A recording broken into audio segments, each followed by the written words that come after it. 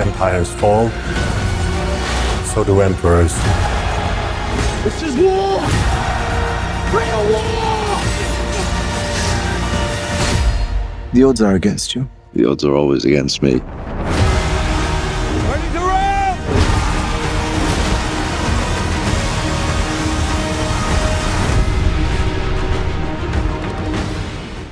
Hey, this is Jennifer Walden here for Mix Sessions 2024 Oscar season coverage. Oscar season already, my goodness. Joining me is the sound team on Gladiator II.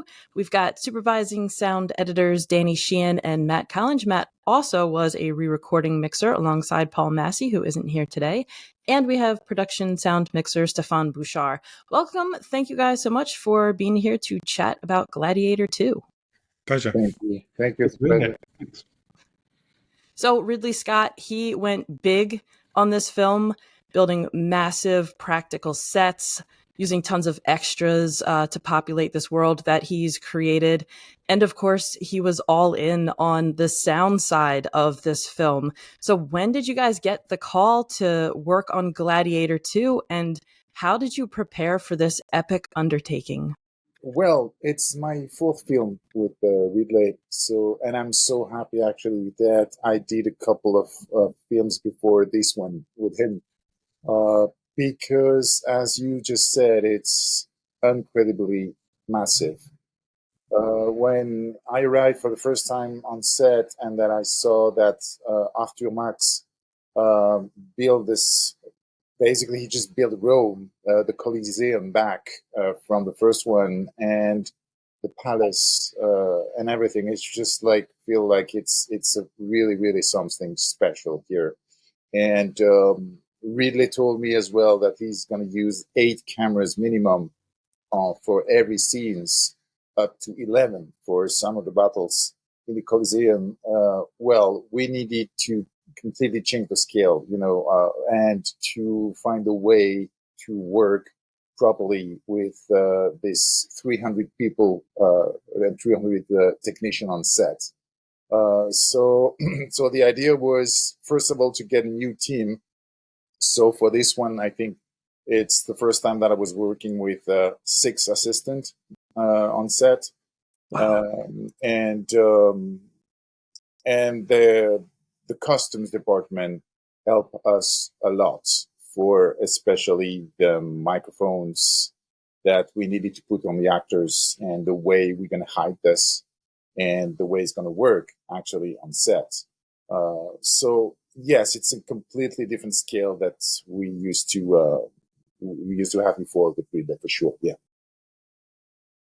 And Danny and Matt, what about you guys? So for us, we basically worked with Paul Massey, the re-recording mixer that you mentioned early on in the interview.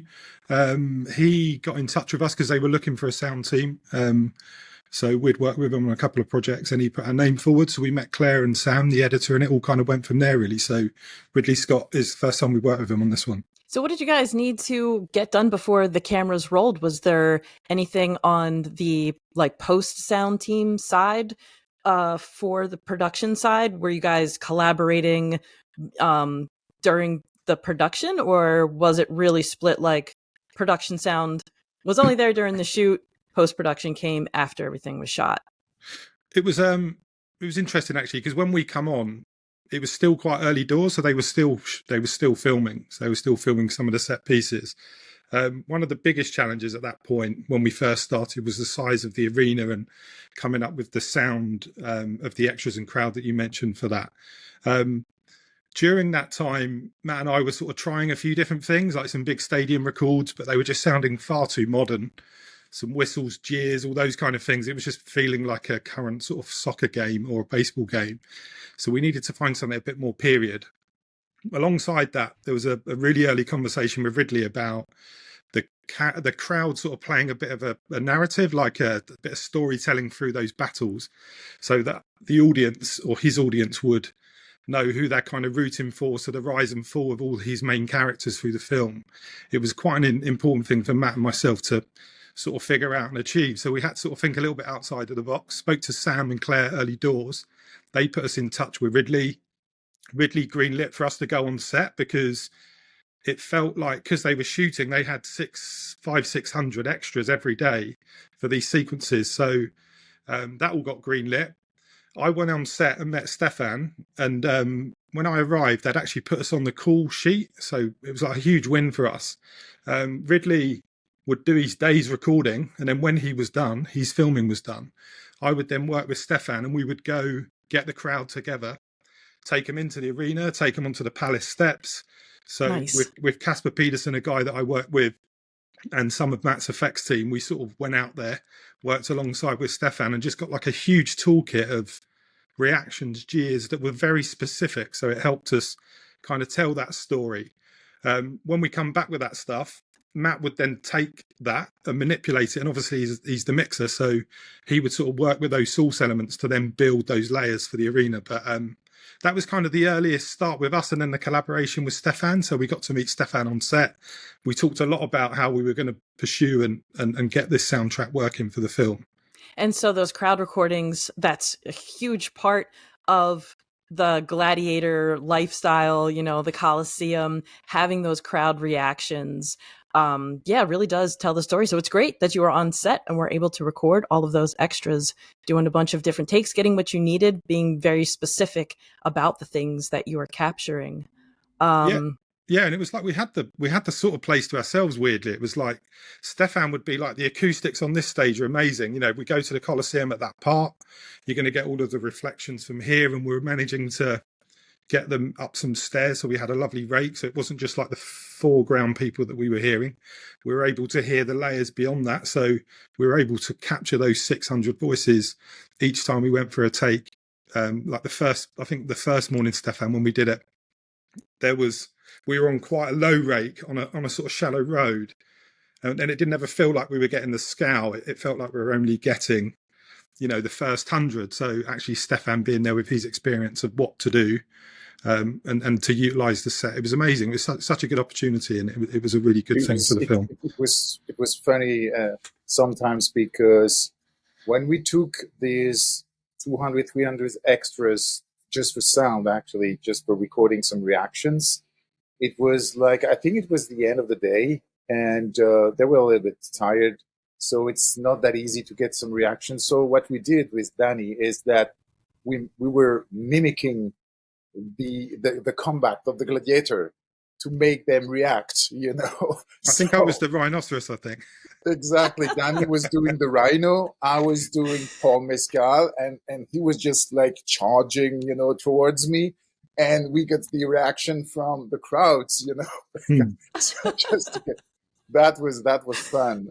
But we always need to find some tricks, you know, to get what we want. Always, all the time. Same for the different reaction that we wanted during the shooting. So what we did is that one of the first conversation that I have with Danny and Matt is that I said to us that I'm gonna need some sound files from different kind of sound effects, like animals, like arrows, explosions, and everything. And then they asked me, so why do you need that? Then I say, because I'm going to play back on the big speaker on set. And the reason I'm going to do this is because Ridley wants the reaction. They want to make this arena live for real, you know, like it's like what happened like 1,000 years ago, you know, like it's. So what happened is that I remember when we were filming that rhino scene. So they bought on the I think it was an animatronic, a big animatronic rhino on wheel size. So, and then we start to film that scene. So the rhino arrived into the arena, and then on the big speakers, I had like 10 speakers. I just play the sound from Danny and Matt, which was like a roar from like a real rhino. And I remember that the audience was like, "Oh my God, it's the real rhino coming into the arena." And Paul Mescal and the stunts were like I got surprised as well. As soon as the rhino starting to to chase the different stunts and poles. And then I put the sound from Matt and Danny, that the footsteps of the rhino, boom, boom, boom, boom, boom, boom, boom, boom.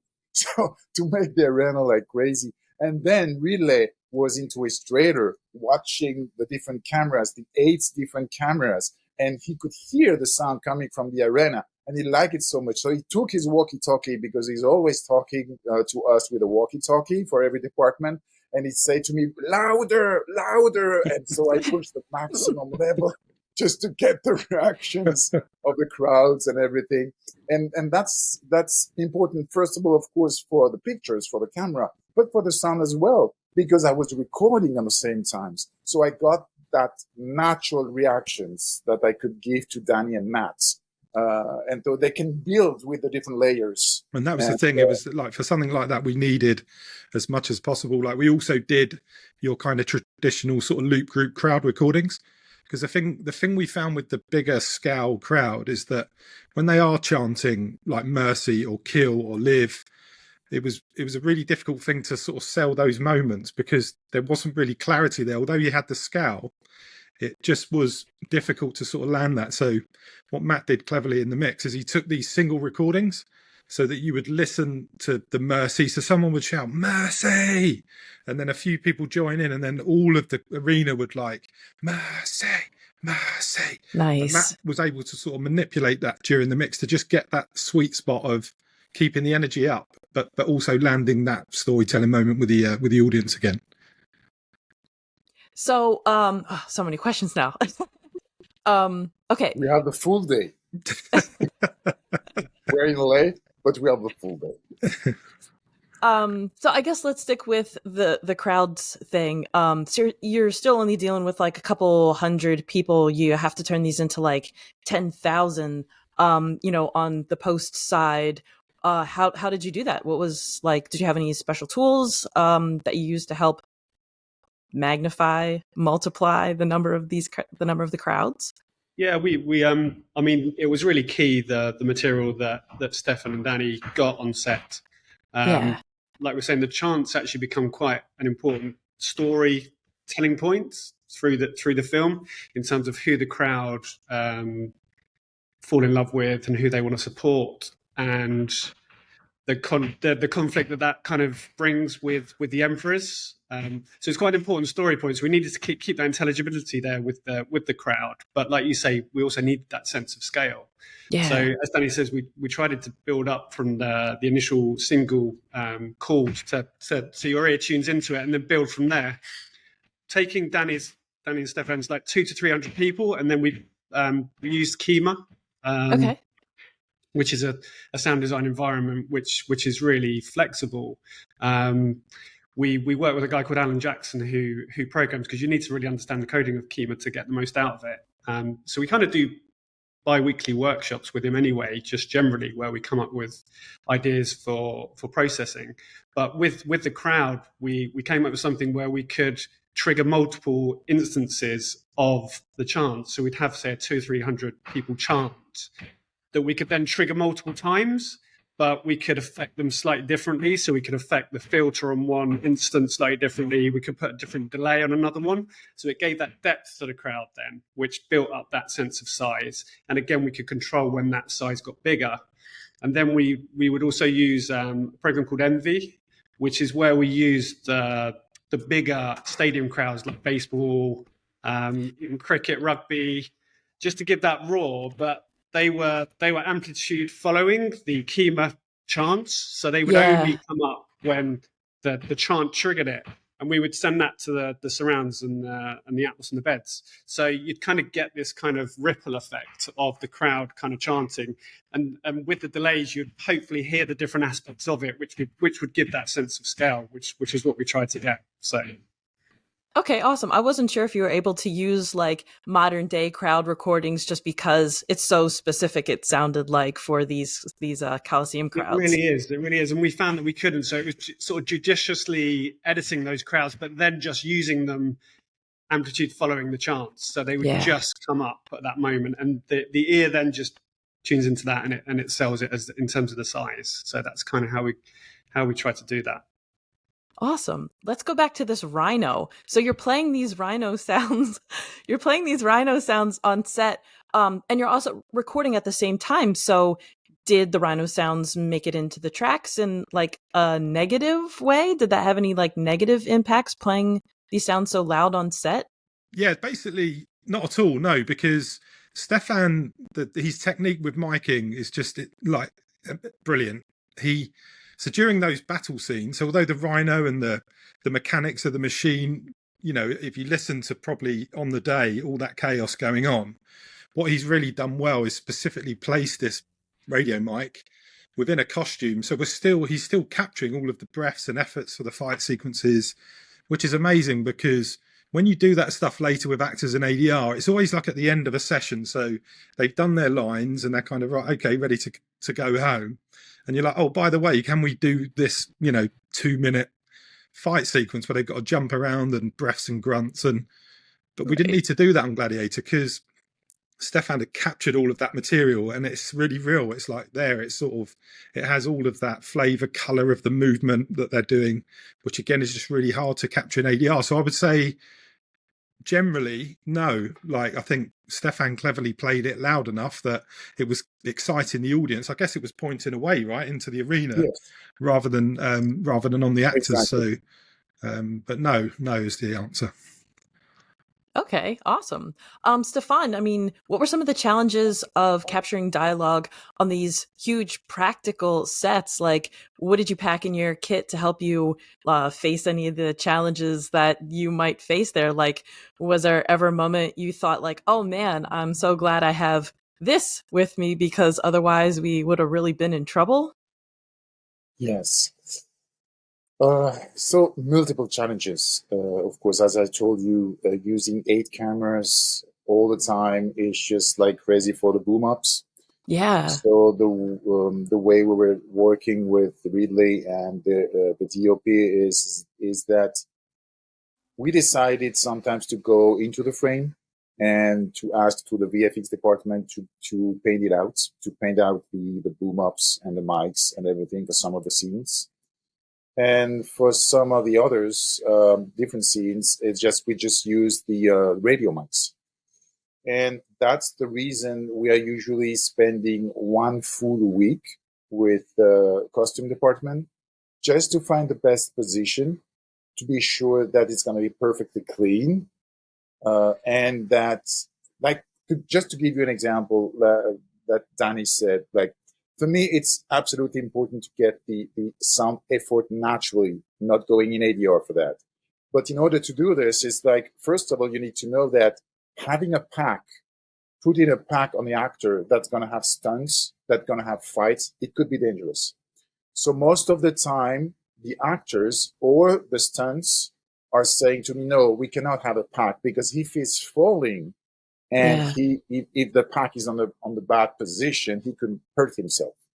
So, which means that without talking about any position, first we need to talk about the position of the pack, not the mic, because it could be dangerous. So that's why we took a lot of time to work with the costume department to find the best position for the pack, and then we find the best position for the mic, to ensure that we're not gonna have problems with wind, that we're not gonna have problem with the sound of the famous leather noises that you can have, with the different costumes. So we use a sort of special product coming from Germany for that. I mean, that was quite challenging. And the second challenge was, the scale, the set. So just to give you an example, there was one scene when General Acacius is coming back from Numidia. So he's arriving in Rome, and I think it is in the carriage, no? Danny, if I'm wrong. It is, yes. He is, yeah. Yeah, so he's arriving, and then, first of all, Ridley wants to have that I play music on this, like very loud music, like triumphal music. So we put 10 different speakers all along the way to the road to get the extras like, oh my God. And then we did some wild tracks afterwards. And then at the end of the road, you have the stairs, and then you have the palace. So that distance is from the beginning to the end, 300 meters. Ridley did 2 takes of that. That's it, finished, done. The scene is done. And that includes So the how is it dialogue on the steps, doesn't it? That includes, as they see, you've had all of that stuff going on, and then they walk up, and Exactly. there's very At the quiet end, dialogue he's on the going top up, of the steps. up the stairs and having a dialogue there. So from the start to the end, I mean, in terms of distance, you have 300 meters. So if you want to get the good signal coming out from the different microphones that we put, the booms operators and the mics that you put on Caracalla, Guetta, and General Acacius, well, you need to find some different wireless systems that is strong enough to have the signal, the good signal, because of this distance. I was personally doing that scene with the Ridley Scott Video Village, what we call the Ridley Circus. And it was like 500 meters away, so half a kilometer. So can you imagine? We needed to use fibers for that. We needed to use switches process for that, which is a really strong, capable to do like really strong distance for that, like more than 1 kilometers. So it's I mean, in terms of equipment, I never had so much equipment for shooting a movie. It was so tremendous. Yes, absolutely. Can throw a third situation in there, Stephane, and it was Dondus the monkey that you had no control over at all in some of those dialogue scenes. So one of the emperors has a monkey that's just always on his shoulder, and for outtakes he would be screaming at the top of his voice. We got a guy, Alexei Kuznetsov, that works with us at Phase, who's like absolute genius with those kind of noise reduction tools on dialogue, and he was able to sort of find the monkey's frequencies and sort of pull them away, and then replace them with a sentize with some other frequencies that he was taking away from the dialogue. So we were still able, because of what Stephane, again, how he had recorded it quite thick as a mic, you know, the spectrum of sound that he had captured. We were able to zoom in and grab that monkey screech and basically get rid of it. So then Matt could then lay in effects something that was less subtle, you know, that wasn't screaming all over the dialogue. So you could hear the dialogue, but you could also feel that you're with the monkey too. And when Danny and his team came on set, I think there were 7 people with him, 7 different people with different recorders and microphones to record all kind of noise. They recorded that monkey as well. Oh, that's right. Nice. They did on set. Yeah, Mike. That was So Mike Fenton, I to think. get some materials as well, because we didn't have any time. I mean, the production mixer didn't have, because we were filming something else, and then the monkey went somewhere else.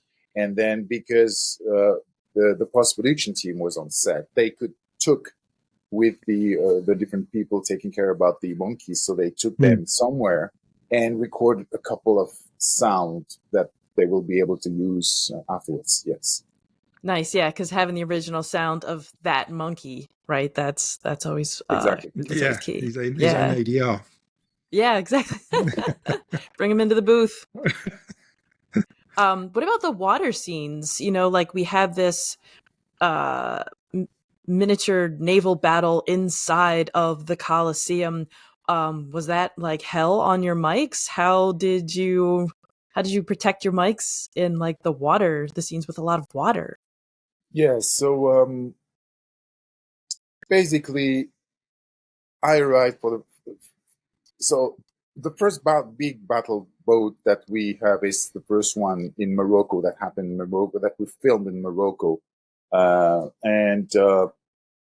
So when they told me, okay, we're going to do a battle scene with boats in Morocco in the middle of the desert, I say, okay. So you're going to put boats in the middle of the desert and just put water around with the VFX, right? It was just, first of all, it was just like, okay, let's do this. And then I asked them, how you guys going to move the boats when they arrive in the front of this gigantic castle, you know, in Numidia? Oh, we put big motor system. I don't know the word exactly in English, Danny, of this big thing. It's like a low loader thing or something. I'm not sure. Yeah, I'm not sure what that would be. Yeah, I think the system got like, I don't know, 15 different wheels with a big engine on the back. Yeah. And as soon as the boat needed to move, I can just, and I was in charge of the recording at the first scene of the movie, like General Acacius talking to another guy with this engine in the back. But actually, I don't know, Danny will confirm, and Matt, but because they were on the top of the boat, I mean, the distance between them and the engine was far enough, and the mics, again, was close enough from the mouth that I think that the difference between the engine and the voice was big enough that they can get rid of the engine. I think so, Danny. I don't know. I think Matt's sort of work on that was Matt, it was more like the sound design and music that carried that there was sort of one or two lines of dialogue, but it was really all over to you on that one, Matt, wasn't it? It was a full-on sequence, that one. And for the battle into the Coliseum, again, I was so happy that we found the best spot for Paul, because we could hear on set the gigantic engines of these boats, like, but Paul was like yelling and talking so loud that I had my headset and I could hear it perfectly. And far away, we can hear the engine, and I was pretty sure that they're going to be able to delete and get rid of the engine. And I was really, really happy about that, to find the best spot, and especially also to find the best microphone in terms of dynamic, because he's shouting, he's talking so loud. So we need to find just a good balance to not overload the mics and to be able to get rid of all this mess around, on the set. So, and I perfectly remember that day when we did these days, when we did these different scenes, and I had my headset and I said, it's going to work. It's going to work for sure. And I was happy for once. I was just going to say, for me, the most enjoyable part was the final mix, actually. We were out at Twickenham for around 6 weeks. Myself, Matt, Paul Massey was mixing dialogues and music, Tony Lewis, the music editor, and Claire and Sam were quite present in the final mix, but it was just really collaborative. It was it was really, really, really a good time, Matt, wasn't it? Just all the effort, sort of honing the mix, bringing all these elements together, and along with the score. It was a good fun time. Yeah, it was really collaborative mix, and I think really such an audacious filmmaker in terms of his vision of what film can be, and he just invites you to step up and join that, and to have a director like that kind of backing you in terms of what you're doing is the stuff dreams are made of in terms of what we do. And it was an amazing film to be a part of, and just a really nice vibe in the mix, and really just everyone trying to bring their A game. So it was a great experience. So yeah. Awesome. Well, Stephane, Danny, Matt, thank you guys so much for having this chat about Gladiator II, and best of luck to you all this Oscar season. Thank you very much, Jennifer. Thank you, Jennifer. Thanks.